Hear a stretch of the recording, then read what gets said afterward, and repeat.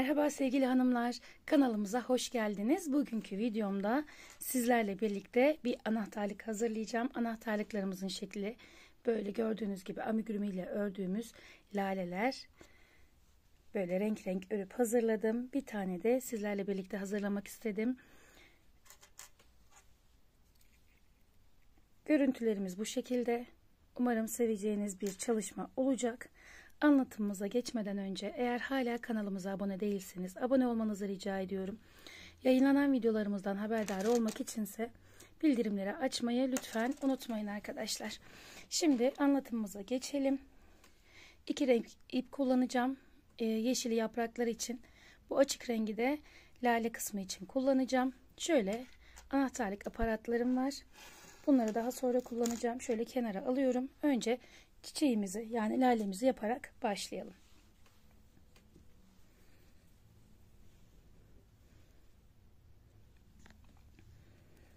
Önce bir sihirli halka yapıyoruz. Ve sihirli halkamızın içine 6 tane sık iğne yaparak başlıyoruz. 1 2 3 4 5 ve 6. Sihirli halkamızı kapatıp yapmış olduğumuz ilk sık iğnenin tepesinden şöyle ilmeğimizi geçirdik. Daha sonra tığımızdaki ilmekle geçirip burayı bütünlüyoruz. Şimdi bütün sık iğnelere çift batıp tekrar sık iğne yaparak 6 tane olan sık iğne sayımızı 12'ye çıkarıyoruz.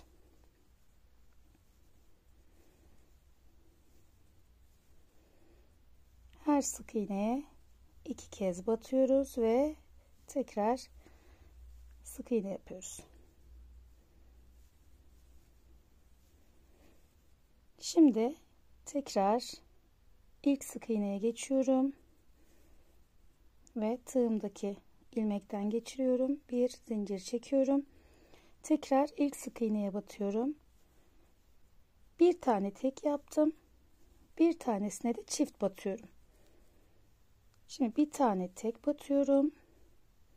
Bir tane çift batıyorum. Yani alt sıradaki sık iğnelerin bir tanesine tek sık iğne yapıyorum. Bir tanesine çift sık iğne yapıp ikinci sırada 12 tane olan sık iğne sayımızı 3. sırada 18 taneye çıkarıyoruz.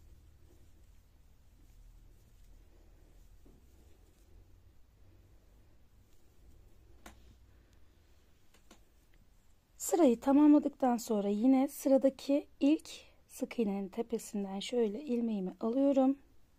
Tığımdaki ilmekten geçiriyorum. Şimdi tekrar aynı sık iğnenin tepesine battım. Tek battım bakın. Burada bir tane batıyorum. İkinciye de bir tane batıyorum. Üçüncüye geldiğimde çift batıyorum. 1 2 tane tek, bir tane çift.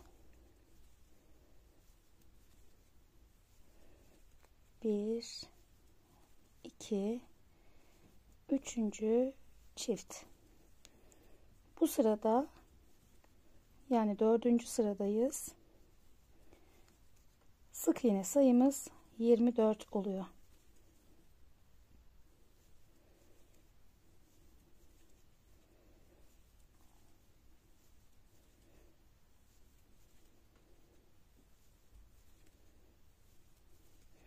Evet.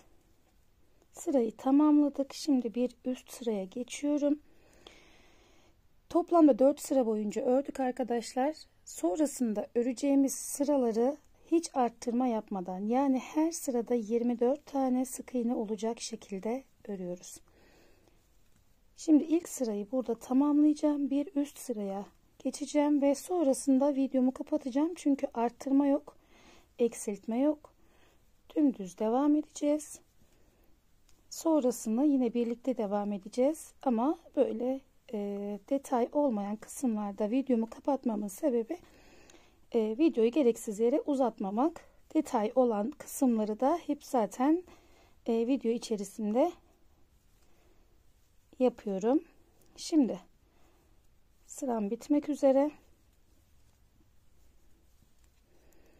Sırayı tamamladım. İlk sık iğneyi tekrar batıyorum. Tığımdaki ilmekten geçiriyorum. Bir zincir çektim ve sık iğnemi yapmaya devam ediyorum. Şimdi ikinci sıraya geçtik. Arttırma yapmadığımız detaysız ikinci sıramız. Aşağı yukarı 8-10 sıra örmek yeterli olacaktır. İpinizin kalınlığına bağlı. Şimdi ben videomu kapatıp örmeye devam ediyorum. Evet, arttırmamızı tamamladıktan sonra düz olan sıramızı 10 sıra boyunca ördük, tamamladık. Şimdi şöyle biraz ip bırakıp bu kısmı keseceğim. Ve bu ipi de yine dikme kısmında kullanacağım. Şöyle ilmeğimi çıkarıyorum. Şöyle bakın, içi boş, şöyle bir görüntü. Şimdi buraya biraz elyaf alacağım.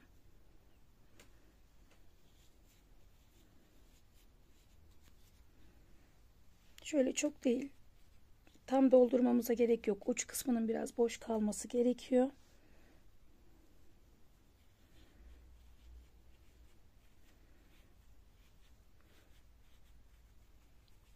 Şöyle bir tutam elyaftan sonra ipimi iğneme geçiriyorum hemen.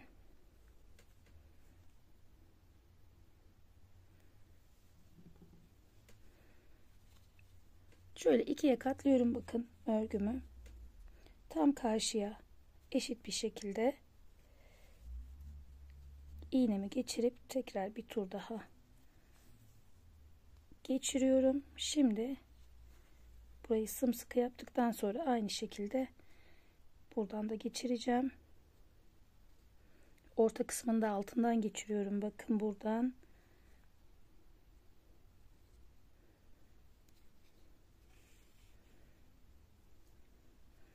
Şöyle bir tur daha geçiriyorum. Sıkıladıktan sonra evet şöyle biraz elimle formunu düzeltiyorum.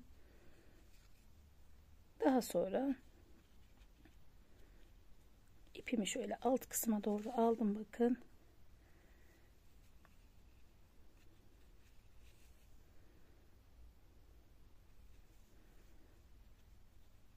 Tam dibinden bir düğüm atıyorum. Daha sonra bu düğümlü kısmı yine aynı noktadan battım bakın. Karşıdan çıkıyorum. Düğümü de içine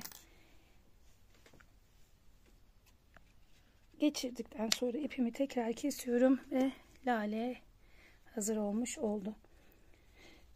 Güzel bir görüntü, gördüğünüz gibi şık görünüyor. Yapımı da kolay. Şimdi yaprak kısmına geçebiliriz. Yaprak kısmı için yeşil ipimi alıyorum hemen. Yeşil ipimde de ilk önce 10 zincir çekerek başlıyorum.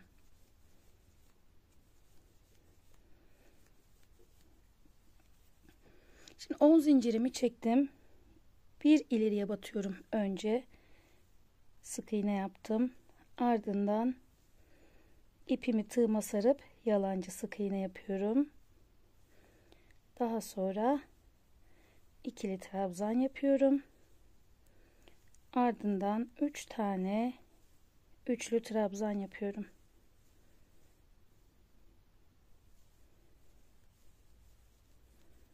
Ardından ikili trabzan, yalancı sık iğne ve sık iğne. Daha sonra dönüş için bir sık iğne daha yaptım ve diğer yön için bir sık iğne daha yapıyorum. Yani son zincirime 3 tane sık iğne yapmış oldum. Şimdi zincirin karşı taraflarına batacağız. Aynı şekilde devam edeceğiz. Önce yalancı sık iğne, ardından ikili trabzan, 3 tane üçlü trabzan,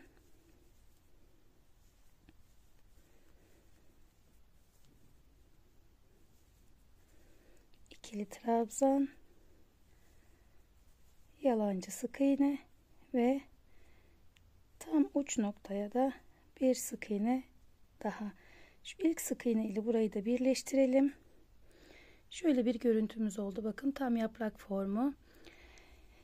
20 tane zincir çekiyorum burada. 1, 2, 3, 4, 5, 6, 7, 8, 9, 10, 11, 12, 13, 14, 15, 16, 17, 18, 19, 20. Şimdi bakın lalenin başlangıç kısmına geldim. İkinci sıra ve birinci sıranın arasından batıp şöyle ortadan çıkıyorum. Buradan ipimi alıp bir sık iğne ile burayı tutturdum. Şimdi tekrar ortadan batıp bir ileri boşluktan çıkıp aynı şekilde burayı tutturmuş oluyorum. Şimdi 30 zincir çekeceğim. 20 tanesi boşluk, 10 tanesi de yaprak için.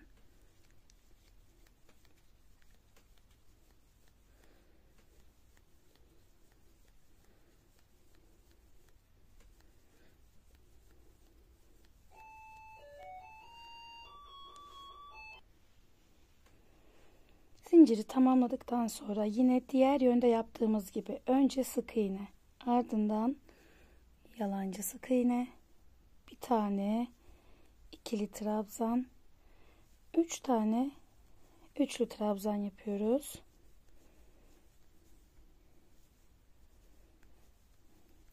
Ardından yine önce ikili trabzan, yalancı sık iğne ve sık iğne yapıyorum. Şimdi örgümü şöyle çevireceğim. Zincirim altta kaldı. Yine aynı noktaya bir tane sık iğne yaptım. Tam karşılarına. Ardından yalancı sık iğne, ikili trabzan, 3 tane üçlü trabzan.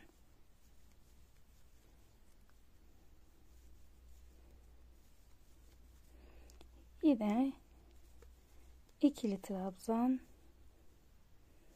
yalancı sık iğne ve sık iğne ile burayı da tamamlıyoruz. Görüntümüz bu şekilde. İpimi kesiyorum. Ve şöyle arka kısma şimdilik gelişigüzel alacağım. Daha sonra daha düzgün bir şekilde geçireceğim. Şimdi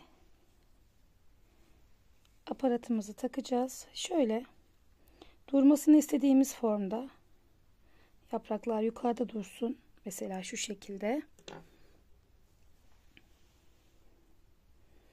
Yani yapraklardan aşağı yukarı bir 5-6 santim, 5-6 zincir yukarısına anahtarlık aparatımızı şöyle takalım. Zincirin arasından geçirerek her iki katından da şu şekilde geçirdikten sonra tekrar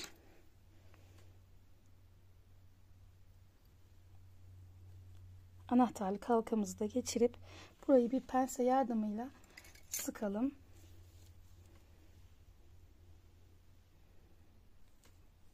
Evet, gördüğünüz gibi anahtarlığımız hazır oldu. Hem kolay hem basit. Gerçekten de yani yarım saatinizi bile almayacak, çabucak yapabileceğiniz bir ürün. Hemen şu ipi de ben bir video dışında düzelteyim. Daha güzel bir görüntü yakalayalım. Evet, hepsini tamamladım. Gördüğünüz gibi çok şık, cici, güzel anahtarlıklarımız oldu arkadaşlar. Umarım sizlerin de beğeneceği bir çalışma olmuştur. Eğer hala kanalımıza abone değilseniz abone olmanızı rica ediyorum. Yayınlanan videolarımızdan haberdar olmak içinse bildirimleri açmayı lütfen unutmayın arkadaşlar. Daha sonraki videolarımızda tekrar görüşmek üzere. Hoşça kalın, sağlıcakla kalın.